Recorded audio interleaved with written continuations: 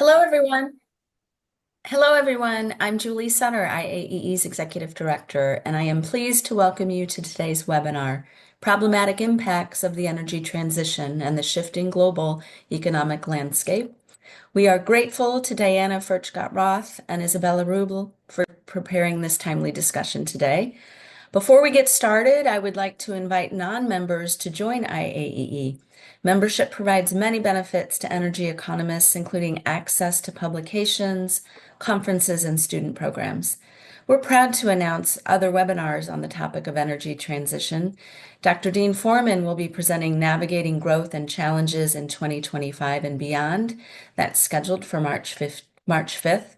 Participation will be restricted to IAEE members, so we encourage you to join. The international conference will be held in Paris this June. We're building an outstanding program and hope that you can join us to explore energy solutions for a sustainable and inclusive future. Just a few housekeeping matters before we get started. The webinar is being recorded for those who cannot participate in today's live event. If you have questions for the panelists, please click the Q&A button at the bottom of the Zoom window and type your question. We have allocated time at the end of the webinar to address questions. And now I would like to introduce you to our moderator, Dr. Isabella Ruble, an economist at the U.S. Department of Energy. Dr. Ruble is also associate editor for the Journal of Economic Asymmetries and the owner of the WEC Institute. Isabella, over to you, please. Thank you, Julie. So while I will introduce Diana today, Diana Furchtgott-Roth, we will have a small survey here because we want to know a little bit more about our audience. So Diana, thank you for joining and welcome to the webinar today. Diana Furchtgott-Roth, an Oxford-educated economist, is director of the Center for Energy, Climate, and the Environment at the Heritage Foundation and an adjunct professor of economics at George Washington University. Ms. Furchtgott-Roth served as Deputy Assistant Secretary for Research and Technology at the U.S. Department of Transportation, Acting Assistant Secretary for Economic Policy at the U.S. Department of the Treasury, Chief Economist of the U.S. Department of Labor, and Chief of Staff of the Council of Economic Advisors. Diana worked in senior roles in the White House under Presidents Reagan, George H.W. Bush, and George W. Bush.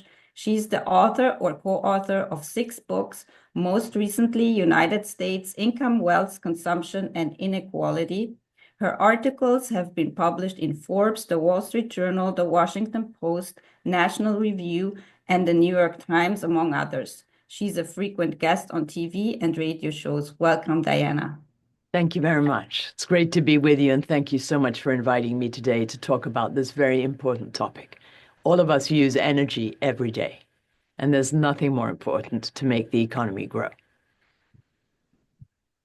Thank you, Diana. So on his first day in office, President Trump issued numerous executive orders, many of which focused on economic and energy-related issues. And today we'll discuss some key aspects of these upcoming changes. One of President Trump's executive orders is putting America first in international agreements. And the United States initially signed and joined the Paris Agreement in 2016 under President Obama. However, in 2017, President Trump withdrew from the agreement and President Biden rejoined in 2021. And now President Trump withdrew the US from the Paris Agreement again. Can you give our audience some background on why this agreement is ill-suited to meet climate objectives? Well, it's a great question, Isabella, and I know a lot of people all over the world are wondering why President Trump withdrew from the Paris Agreement. And I should just say that emissions in the United States over the past 15 years declined by about 1 billion metric tons of CO2. And in China, they rose by about 6 billion metric tons. If we want to keep the environment cleaner, and as incomes rise around the world, everybody demands a cleaner environment. It's important to focus on energy dense solutions that have lower emissions, such as liquid natural gas,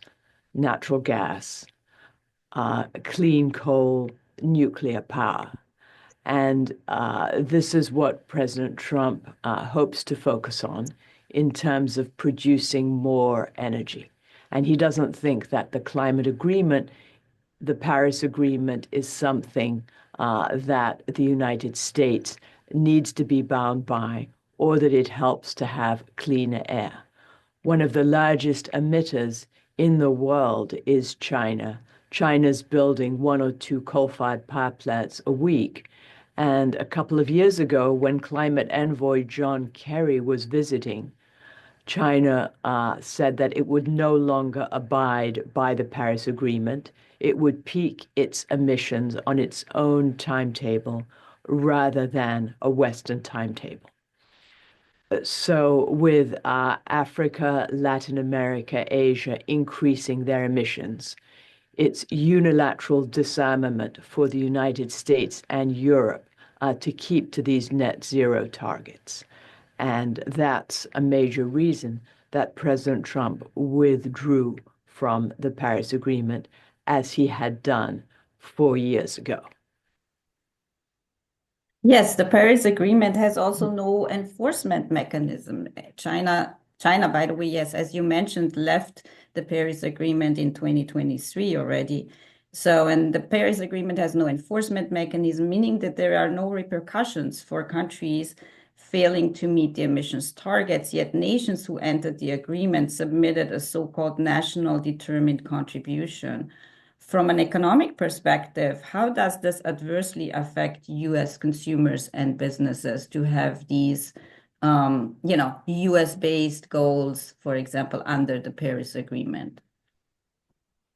Well, let's look at the climate goals, because the object is to stop global temperatures from rising.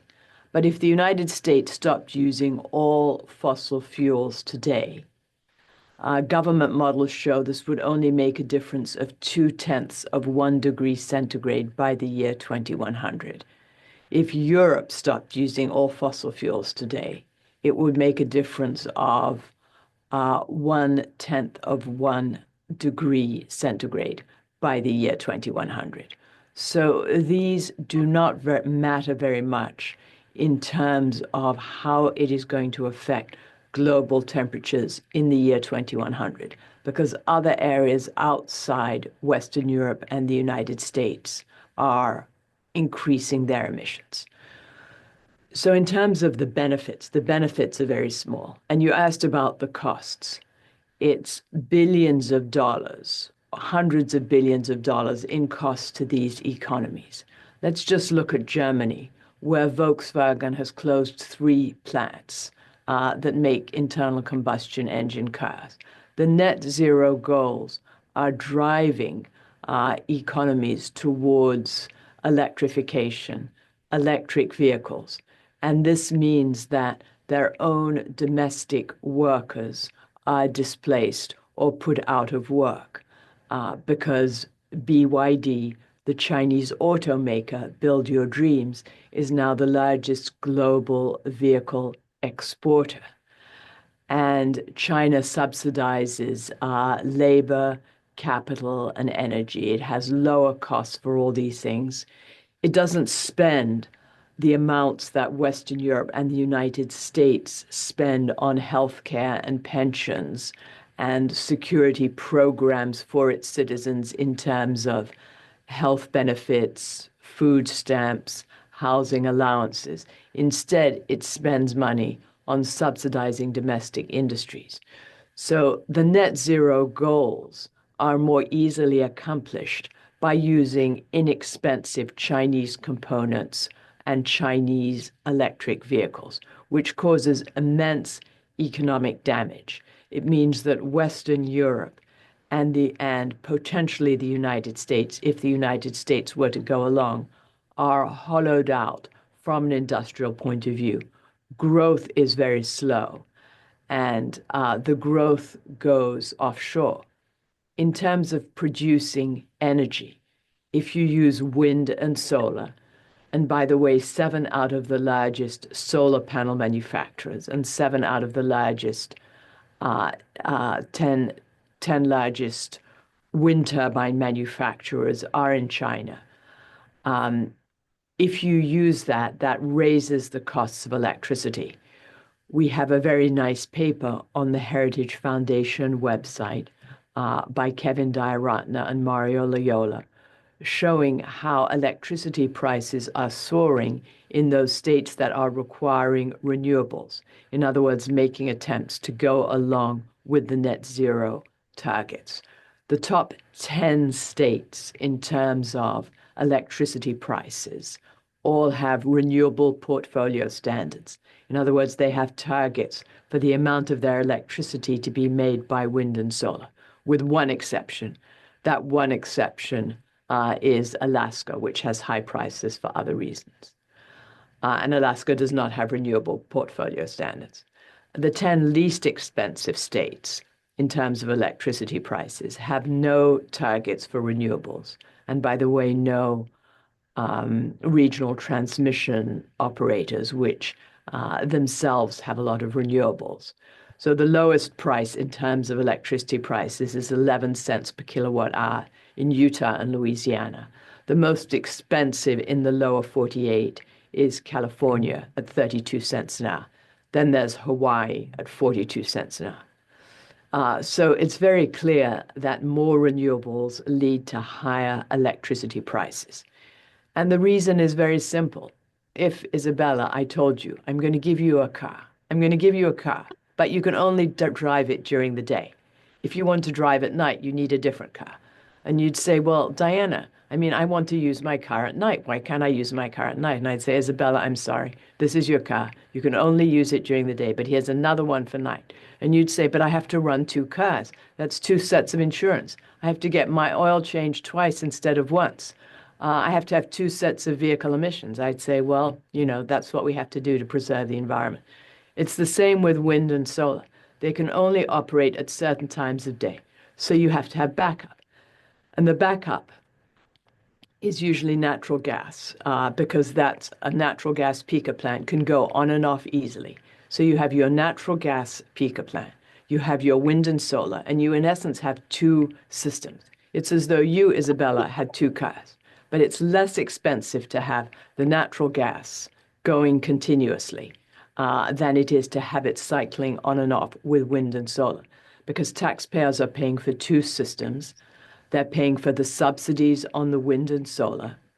They're paying for the time that the natural gas power plant sits idle when it cannot be used. It's paying interest on the debt. And it's much more expensive in terms of electricity generation. And the United States is a very nice way of looking at this because there are 50 states, 50 different systems, and it's easy to do a comparison to see what's more expensive and what isn't. And California, the most expensive state in the lower 48, is 3 times the cost of Utah and Louisiana with these different policies. And anyone can understand that if you have two energy systems running simultaneously, then it's more expensive than if you just have one.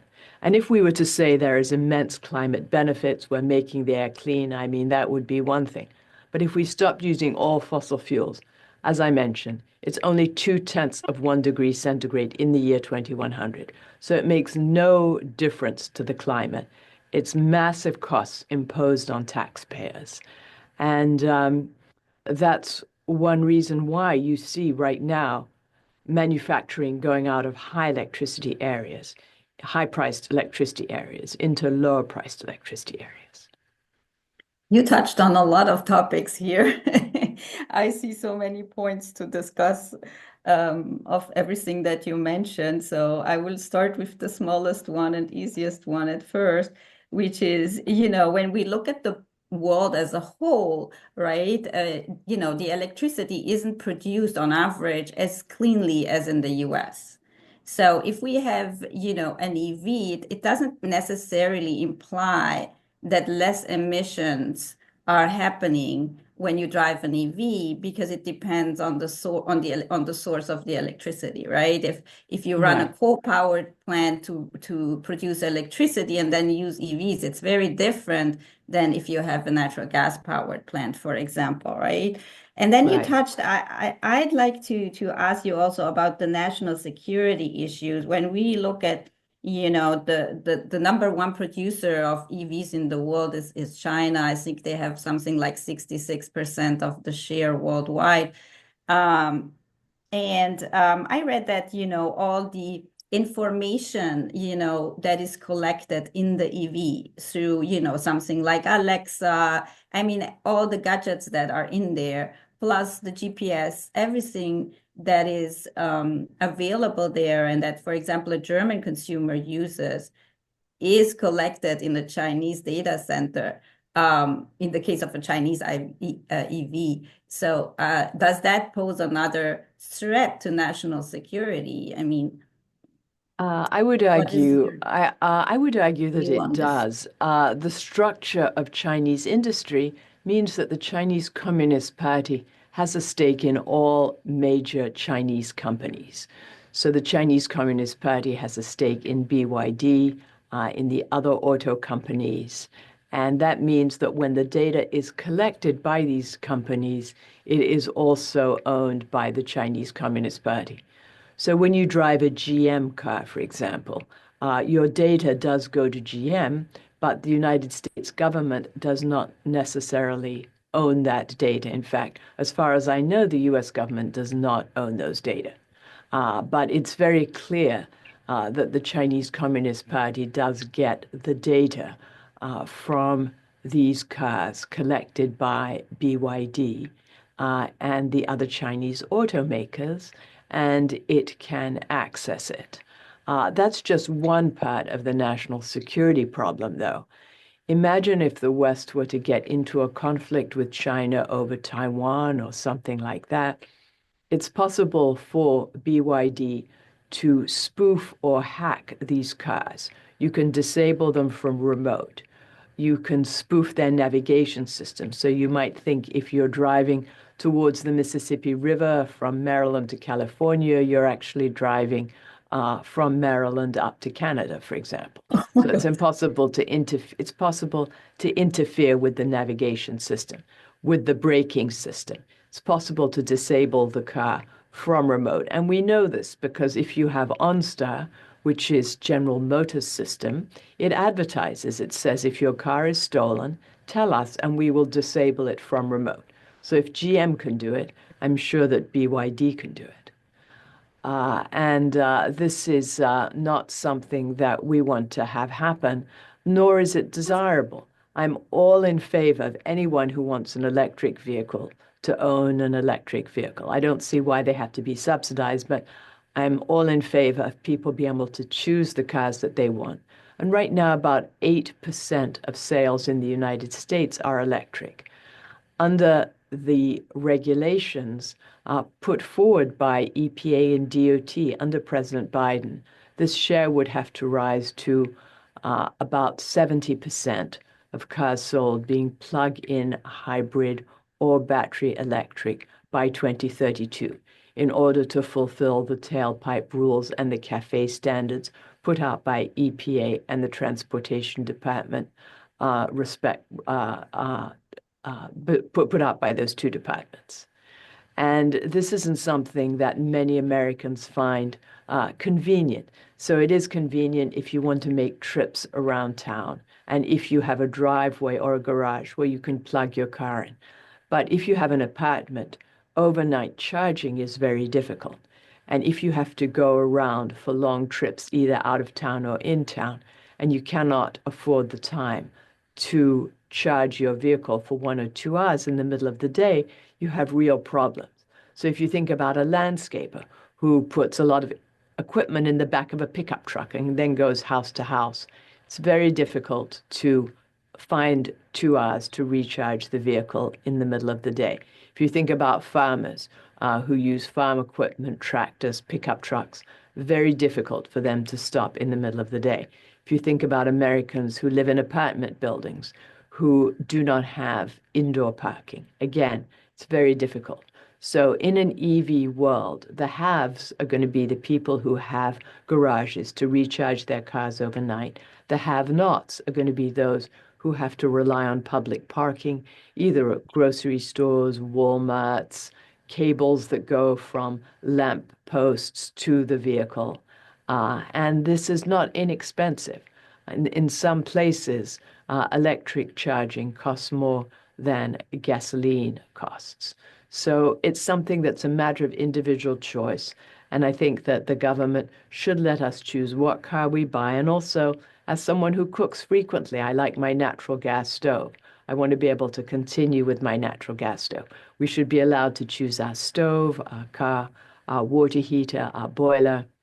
And moving towards electrification, as you say, does not reduce emissions unless the power is made by nuclear power, wind, and solar, which are emissions free. And right now, that's not the case. Yes. So what will be the effect of, the executive order that cancels the EV mandate in Oh, practice? well, it's very simple. I think that the EV demand will not grow as much because it's mandated demand. And a lot Yes. of these factories that are being put in place to build the EVs, to build the batteries in the United States, I don't think that they are going to be able to have the rate of return that their investors thought before, because the whole construction of these plants was based on a mandate. People were going to be forced to buy the cars. People were going to be given a tax incentive, $7,500 per vehicle, to buy the cars. And companies were also given tax incentives to make the vehicles. So you had the company tax incentive and tax credits to make the vehicles. You had the consumer tax incentive to buy them, and you had the mandate to force them to buy them. And the mandate was underlying all this. So I think that the prospects for these vehicles in the United States are going to be a lot smaller. California still has a requirement that no internal combustion engines are going to be allowed to be sold in the state after 2035. And I would love to be a car dealer in Nevada when that happens, because I think business is really going to be booming as people still want to buy these vehicles. I was in Los Angeles about a year ago, and I went for a walk near Wilshire Boulevard. And when some people go for walks, they like to look at the scenery and they like to look at the architecture. When I go for a walk, I like to look at what is in people's drives. And almost all the drives had electric cars, but the drives also had a minivan or an SUV. So you could see that people were using the EVs to go around town, and they were using the SUV and minivan if they went on a longer trip because they had both kinds of vehicles. And it's really interesting that these EVs are turning out to be additional toys for upper income individuals, mostly. But for someone who needs one car, then they tend to choose uh, something with an internal combustion engine. And it's really interesting that there's no tax incentive for the non-plug-in hybrid, but they are flying off the dealers' lots. Americans are smart. They know what they want.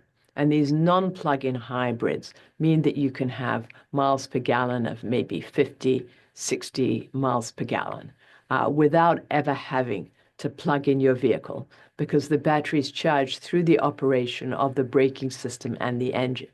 These are immensely popular. In the Washington area where I am, there's a 3-month wait for a Toyota Highlander that is a non-plug-in hybrid. Wow. Priuses are very popular also. So when Americans see advantageous technology, they buy it, tax incentives or not. And the non-plug-in hybrid is a real example of that. The battery is also smaller, so there's less environmental degradation from mining the critical minerals that go in the battery. You need fewer critical minerals. The car is lighter because the battery is not so heavy. And these are very, very popular vehicles. In fact, I sat next to someone who worked for Mercedes a little while ago at a dinner, and he said that a lot of his Mercedes vehicles, the new Mercedes vehicles, are non-plug-in hybrid because they make the battery a little bit bigger, and they make the battery bigger, and then that extends the gas mileage. And he said, but we don't tell our customers because they're very conservative. They don't want to be buying hybrids. They just want their regular Mercedes.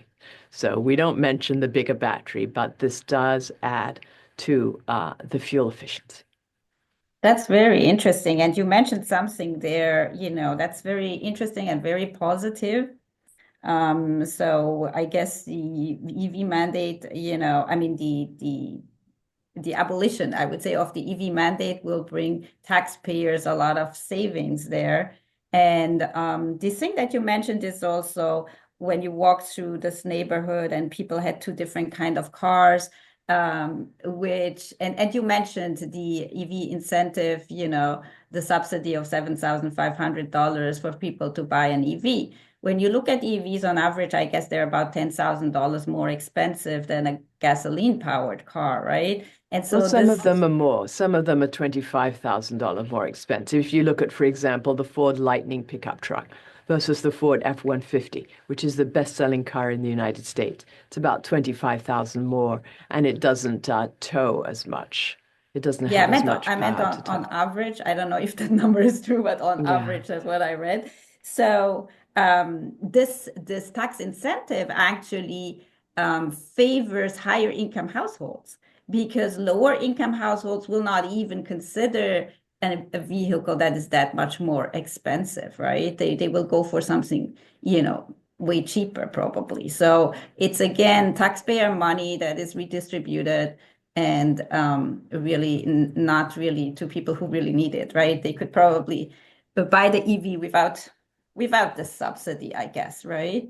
Yes, well, it's actually worse than you say because these auto companies are under great pressure to sell electric vehicles because in California, for example, they have to buy credits called zero emission vehicle credits, ZEV credits, if they don't sell the right number of electric vehicles. And so they have to pay companies such as Tesla, which does sell enough electric vehicles, if they do not sell enough of these cars. So they're pricing the electric vehicles artificially low, and they're pricing the cars that are popular with internal combustion engines, the SUVs, the minivans, the pickup trucks. They're pricing them artificially higher because they're trying to steer consumers towards these artificially low price electric vehicles. So yes, there's redistribution, negative redistribution in that way also. And also, these electric vehicles are very difficult for people with large families because they tend to be smaller. You can't put as many children with car seats in them. And if you go on vacation with children, it's very awkward to stop and recharge because you want to make the trip as short as you can. Yeah, I'm sure. If you have screaming kids, yeah. So this brings me to a different topic maybe now. We heard a lot about tariffs in the past few days. President Trump has imposed tariffs on 10% of tariffs on China, for example, effective February 4th. And China has retaliated already with tariffs imposed on the US. What is, in your opinion, the long-term outlook for America's energy security given these challenges? What results do you expect from this tit-for-tat tariff war? Yes, no, that's really a fascinating question because President Trump threatened tariffs against Canada and Mexico, which are a lot more important to our energy situation because we do import sour crude from Canada and we refine it and make it into gasoline, heating products, then we return it to Canada in another form.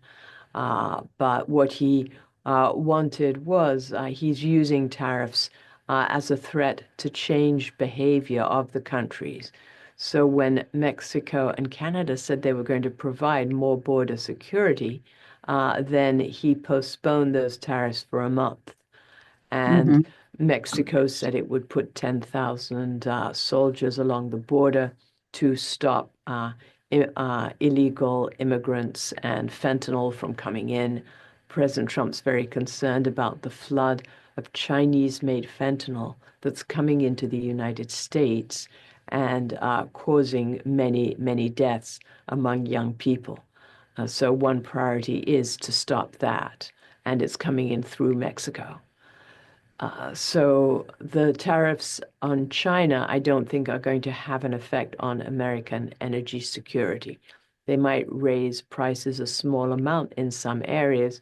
On the other hand, China is very dependent on its exports, and so it might absorb some of the price of the tariffs, some of the cost, in order to continue with its level of exports.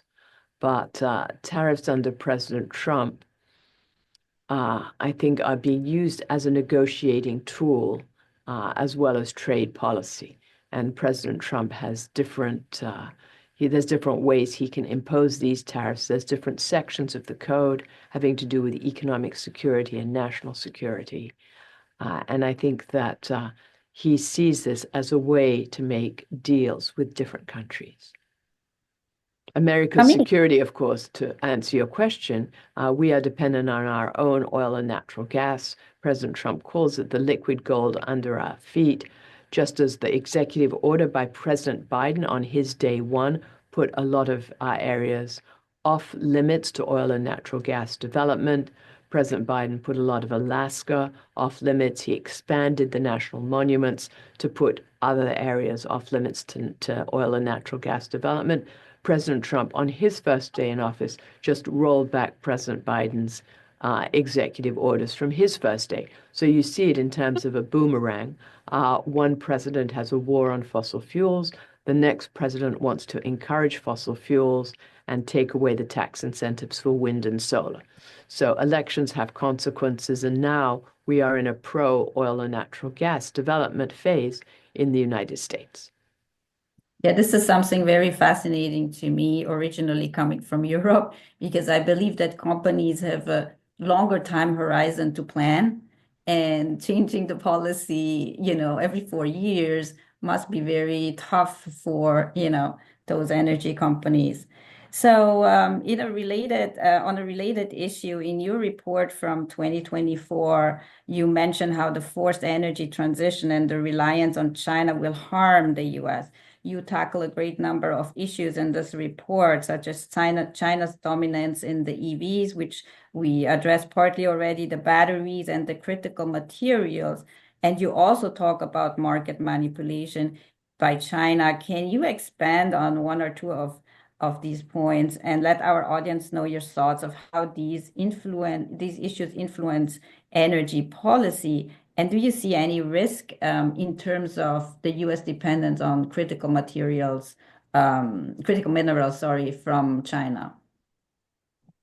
Yes, no, that's an excellent question. And the theme of the entire project was to show how mandates for electric vehicles and for renewables make China stronger because it produces these goods, and the United States weaker because we are less able to use oil or natural gas. And natural gas was described only as a transition fuel to net zero. And China is immensely powerful in terms of being able to produce these EVs and the components for renewables with coal-fired power, because that's what China has. China has coal. It doesn't have natural gas. So its incentive is to build as many coal-fired power plants as possible and electrify its system. Because whereas we can power our cars with gasoline, China does not want to depend on other countries' gasoline. So you can see that it's in the incentives of China to produce as much with coal as possible, to electrify its vehicles, and also to dominate global exports. And they also are dominating critical minerals by buying up mines in Africa, in Latin America. The Democratic Republic of Congo is one example of a mine where there's a lot of cobalt that's been purchased by China. So they are accumulating a lot of critical minerals for these batteries, for their electric vehicles. And I always say that politics is full of surprises. No one knew that Russia was going to invade Ukraine. No one knew that Iran-backed Hamas was going to invade Israel. But one thing that should not be a surprise is energy and dependence on energy. And for the United States, our dependence on our own oil and natural gas should be paramount, and we should also be reforming regulations so that we can build more power plants, more nuclear power plants, because that's also a very important source of energy. We're right now reopening nuclear power plants that were closed in South Carolina and in Pennsylvania. We're looking at building more nuclear power plants, and we have to hope that that happens. So this is our energy security. For China, energy security is using more of its coal. It has immense amounts of coal, using its coal-fired power plants to generate electricity and power its electric vehicles. So that's what energy security is to China. But we shouldn't confuse the two. Just because this is good for China does not mean that it's good for the United States. A solution for China is good for China and makes China stronger. But for the United States to say, we're going to have more electric vehicles because China is, or we're going to have high-speed rail because China has high-speed rail, that doesn't make any sense. Our landscape is different. Our people are different. Being able to drive, fill up with gasoline, drive as far as you like is part of the American birthright. Americans are very attached to that. They don't want to see it taken away. Just like in many European countries, people like to go by train. They want the government to subsidize these trains, and they don't want that to go away. Yeah, so that's very funny what you just mentioned, because it makes me think of myself when I go back to Europe.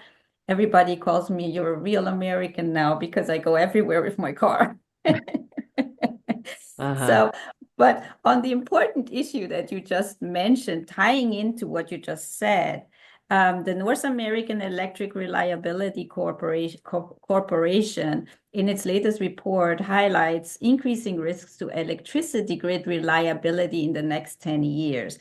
Yeah. And there is this issue about the percentage of renewables that comes onto the grid, and how this affects our grid reliability. Could you comment on this? And after this, we have a couple of nice questions here. I see we will get to them right after this question. We're running a little bit over here, but this is Sure. Yes. No, I'm happy to address that, and I'm happy to address nasty questions as well as nice questions. I can address any question. If I can't, I'll just say that I don't know the answer. But yes, the report from NERC, the North American Electric Reliability Corporation, was very concerning because it was forecasting blackouts in the middle of the country. The Mid-Atlantic System Operators, this regional transmission organization. And the background is that because of the incentives for wind and solar, there's been less construction of base load power. That's coal-fired power plants, natural gas-fired power plants, nuclear power. That's base load power that stays on no matter what. And the wind blows for free, the sun shines for free, but it's difficult connecting these sources to the grid because you always have to have a backup, and it's more expensive. Just like the example I gave is if I gave you a car that you could only use during the day, you'd have to have space for two vehicles, and you'd have to maintain two vehicles. It's like this with the electric grid, and they're finding that in terms of peak demand, it's very difficult to produce enough power for the hottest days and for the coldest days. And that's what utility companies have to be able to do.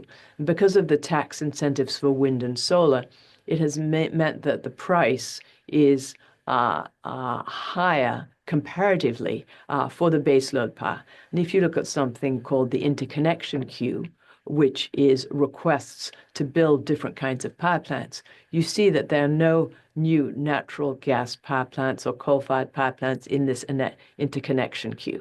And we need more baseload power in order to be able to deal with the intermittent power that is subsidized, that has tax incentives, that people want to bring online. And that's the problem that was highlighted in this report. So basically, there's an underinvestment in the base load, Yeah, power plants. And right. so the other thing Yes, that, it's as though you went to the store and all the green sweaters were on sale. And you think, well, I'm going to Mhm. buy a green sweater. But maybe your wardrobe would like to have a black sweater or a red sweater, but those seem comparatively more expensive. So you buy the Yeah, green sweaters. And then the next week you say, well, I need to go to this event and I'd really like something red, but I don't have it. That's what it's yeah, like. yeah. And also, what I read, what was really interesting was like the awareness to get this awareness that 100 gigawatt of renewables is not equal to 100 gigawatt of nuclear, which runs 93% of the Yeah, time, I think, whereas right. the renewable is 33 or 25, depending on what it is. And so, Yeah. because of that, then you have much less electricity produced in the end. And I guess that was the reason why this forecast was, predicting that we might have Right. blackouts. And we've also seen in other parts of the world, for example, last month, the wind just stopped blowing in the UK. And so they had to bring more natural gas online. And these prices just shot up because no one was expecting the wind would stop blowing. It usually blows at that time of the year. But Mhm. natural gas had to kick in order to make up for it. And it was very detrimental in terms of prices to consumers. The same with Germany. Very high electricity prices when the renewables just stop working for weather-related matters. Wow, these are all amazing insights, Diana. Thank you so much. We will come to the questions now. I would have a lot more questions for you, but but your insights are just so amazing. So I will look at these questions that we got. We got a few questions here. The first question for you would be, should we also consider the future impact of delayed action on climate change into the analysis? So basically, should we Yeah, include this into the analysis? That's the right. first question. Right. Okay. Well, no, that's an excellent question because everyone wants cleaner air. And we need to work out how we're going to get that without sacrificing human progress.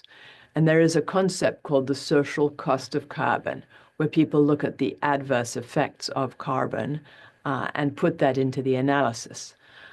And this has been used to justify a lot of regulations that are requiring wind and solar. Well, we have climate change is a risk that has to be managed in the future. But in many places, poverty is with us right now. There's 3 billion people around the world without electricity and running water, and they're only going to get there if they have fossil fuels or nuclear power. And I would say that we need to make, and countries have a high demand for clean air. You go to richer countries, they have clean air and they have clean water. But the only way to get countries to be better off is to have these fossil fuels. And it will lead to cleaner water, cleaner air. Now we have scrubbers on our coal-fired power plants. We have ways of generating electricity that are very clean using fossil fuels. And we have to address problems of poverty that are with us right now. We have an obligation to do that. And in many cases, we need to be adapting to different kinds of temperature increases if we are going to get those. Now, the predictions from the Intergovernmental Panel on Climate Change have generally predicted more warming than has actually been the case. But in any case, people's demand for energy is going to go up. Look at Indonesia, where people have electricity and running water. Everyone wants air conditioning. That's going to cause more demand for energy. People are talking about artificial intelligence, data centers. That's another demand for energy. So we need to be producing this dense energy in a clean way. And I would say nuclear power is one answer. Natural gas-fired power plants and coal-fired power plants with scrubbers are another. But we cannot get people to higher standards of living with wind and solar alone. Thank you, Diana. Yes, and something that you mentioned previously is, the higher efficiency of new vehicles, regular vehicles, gasoline-powered vehicles, and the less, they have less and less emissions over the years. You just have to go to a developing country and breathe the air in a big city compared to DC. So there is big differences, and it's not only about renewables, right? Yeah, yes, it's a matter of attrition. When my 2006 car finally stops working, I will trade up to a newer one, maybe, 2020, and it's going to have lower emissions. When an old piece of capital goes down and it's replaced by a newer one, these are more energy efficient, and this is natural progress in an economy. Thank you. So we have a couple more. So the next question is about China. You mentioned China getting companies from the likes of BYD and mentioned that this doesn't happen in the US. Is there any law that prevents the US government from requesting this private data from US companies like GM?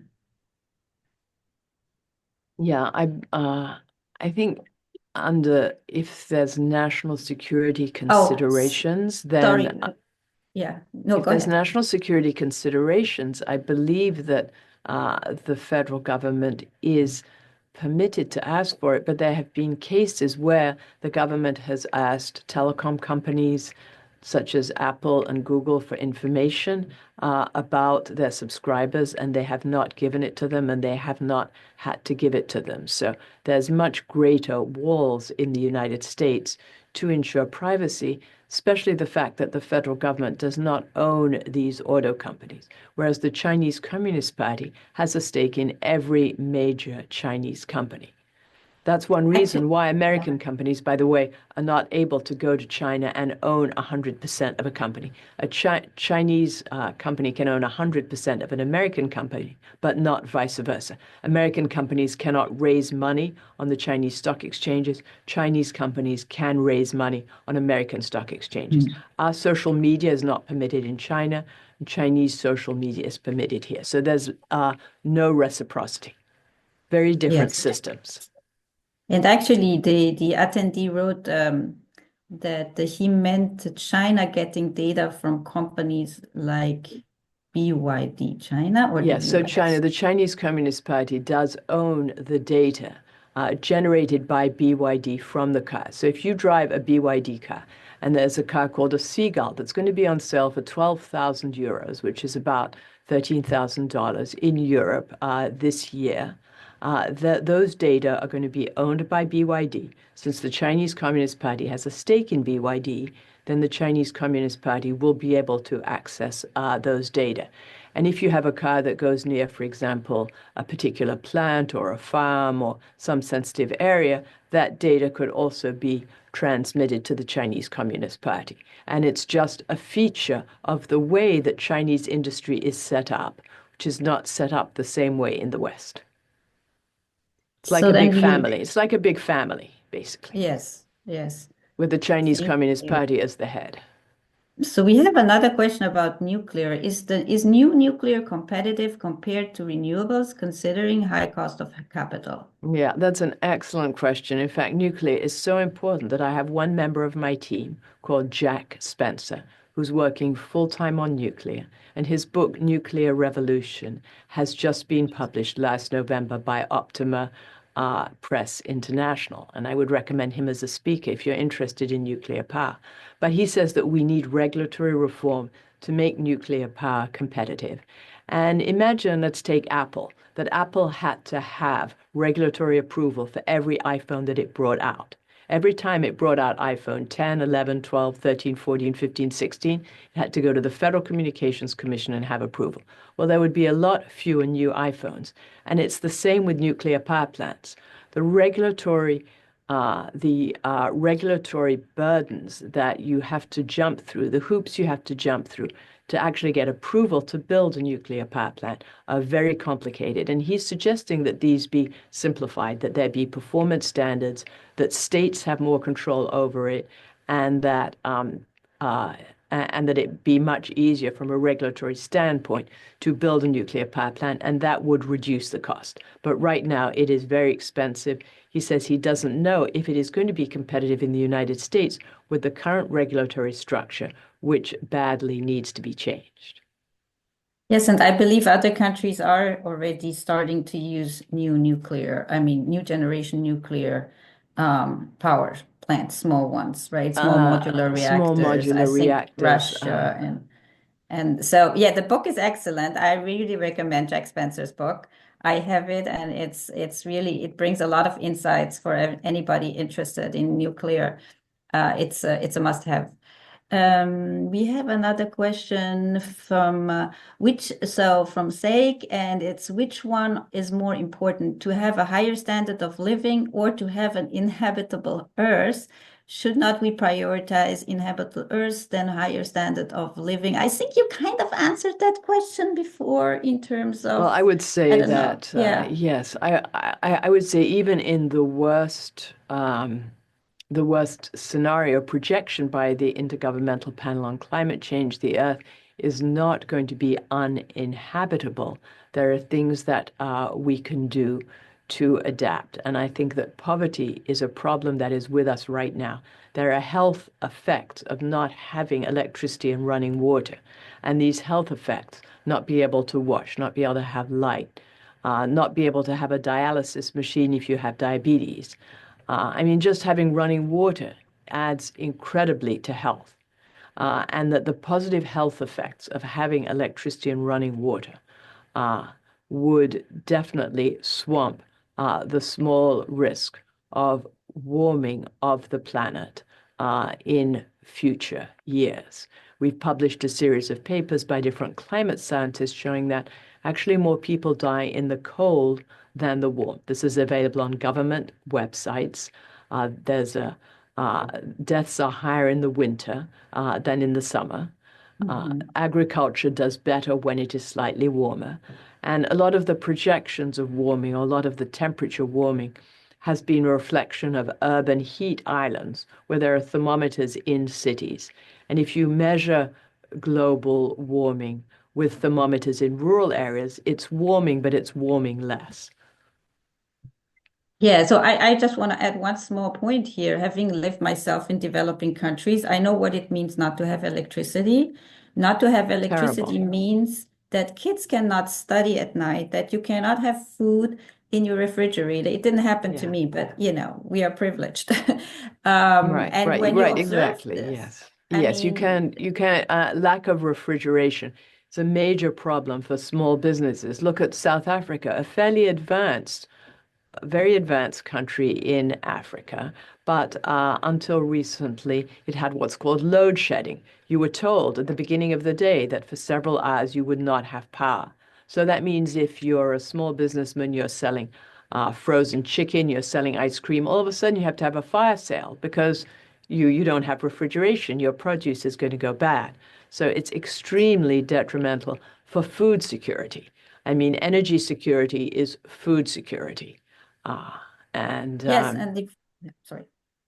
yeah, and burning, cooking over wood and dung is not healthy. Not having refrigeration is very, very damaging. Having to go and carry water and bring it is very time consuming, and this tends to fall on women rather than men. So there are immense, immense problems with lack of electricity and running water. And even I grew up in the UK, coming to the United States, let me tell you, the huge, massive refrigerators, the hot, high pressure showers, that was real luxury. So here we're getting so many questions. I'm like a little bit. So let's take this question. 100% renewable systems are studied widely, for example, in California. Could you comment on the potential of 100% renewable systems and the energy security issue with that? I think, Yeah, so it's not yeah. possible to have 100% renewable without backup. And right now, wind needs backup. It's usually natural gas-fired power plants. Solar needs backup with batteries, and the batteries don't last that long. California is, if you look at its electricity production, it's actually drawing power from neighboring states. So it says it's 100%, or it says it has a high share of renewables, but also it is drawing power from other states. So I think in practice, it's not working as they say, point one, point two. Its electricity rates at 32 cents per kilowatt hour are the highest in the lower 48. People are leaving California. Businesses are leaving California, not just because of the high electricity rates, but also because of the high taxes. You see businesses leaving Germany because of those high electricity rates also. You see Volkswagen closing down plants. So it's deindustrialization for no gain because the energy intensive manufacturing goes to China where it's made with dirtier coal-fired power. And if we're interested in reducing global emissions, we have to look on this in a global way and not just a few countries. Shifting emissions from one country to another does not reduce global emissions. I think we will take one more question and then we will stop because we have so many questions. We could ask Diana for Happy to another answer the question. So there are already impacts of climate change on power systems, for example, on the increase of insurance costs for many generation and transmission assets. Isn't this a problem? Isn't this a problem today? It certainly is. We've seen in California that the insurance rates have really spiked, but there's a lot more that California could be doing to reduce wildfires, clearing brush, filling its reservoirs. California is next to the Pacific Ocean. They could be doing desalination and have plenty of water to get rid of these fires that are damaging and driving up insurance rates. There are countries with far lower GDP than the United States that do masses of desalination. Kuwait, Bahrain, United Arab Emirates, Israel. It's a very common technology. And California spends billions on electrification and only a few million on its water. It could be allowing water to run from the north to the south, but there were problems with these little fish called smelt. Could be doing desalination. Could be clearing the brush. So this is a self-imposed problem. California wants to make people think that there is a lack of energy, a lack of water, and a lack of critical minerals. And none of this is true. There's abundance of everything in California. It just has to be used. And this is what's driving up insurance rates. It's a self-imposed problem. Okay, so we have one more challenging question here. This Sure. anonymous attendee challenges us. To what extent is the discussion driven by the techno-economic challenges of the energy transition and by the American anxiety over China's rise as a global power? How can we disentangle these influences, given that the rest of the world is watching from the sidelines, while air and water remain common global goods? The speaker mentioned they would address difficult questions, so I trust they will be able to respond. Well, I don't know if I can respond adequately, but I would first like to say that I think the transition to net zero is a myth. I don't think we're transitioning. It's a myth. In fact, we had one vice president from an oil company come and visit, and he talked about the company's transition to net zero. And I said, Ed, do you really believe in the transition to net zero? And he said, no, but if I were to say so outside these four walls, people would call for divestment of our stock. I mean, it's what I call greenwashing. But the demand for energy is increasing and cannot be managed with renewables alone. As I said, we have data centers, we have AI, we have people who don't have electricity and running water who want that. We have people who do have electricity who want air conditioning and hot, high-pressure showers. The demand for energy is only going to go up.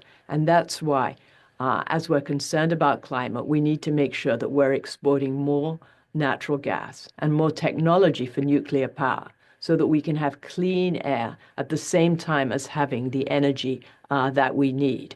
Wind and solar have been subsidized to the tune of $9 trillion globally over the past 20 years. $9 trillion over the past 20 years.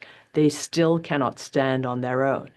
And one of these days, we're going to be looking back on this experiment in the same way as we looked on burning witches in Salem, Massachusetts. We're going to say, how could we do this? How could we burn and drown young women and accuse them of being witches. We're going to say, how could we be forcing wind and solar on areas that are unsuitable for them? Some areas are, but other areas are not. And it's costing vast amounts of money with no gain to the climate and no reduction in poverty, an increase in poverty, deindustrialization of the West. And it should be stopped. And that's what President Trump was trying to do with some of his executive orders. Thank you so much, Diana. It was an amazing hour. I learned a lot, and I hope our audience learned a lot as well. Thank you so much for your time. And with this, I give it back to Rebecca. Thank you. Thank you. Thank you so much. I'd like to thank both Isabella and Diana for an outstanding webinar. This webinar will be available on IAEE's website for future download. If you're not a member of IAEE, we encourage you to join by visiting IAEE.org. We thank you for attending, and I officially close this webinar. Thank you very much. Thank you, Diana. Thank you.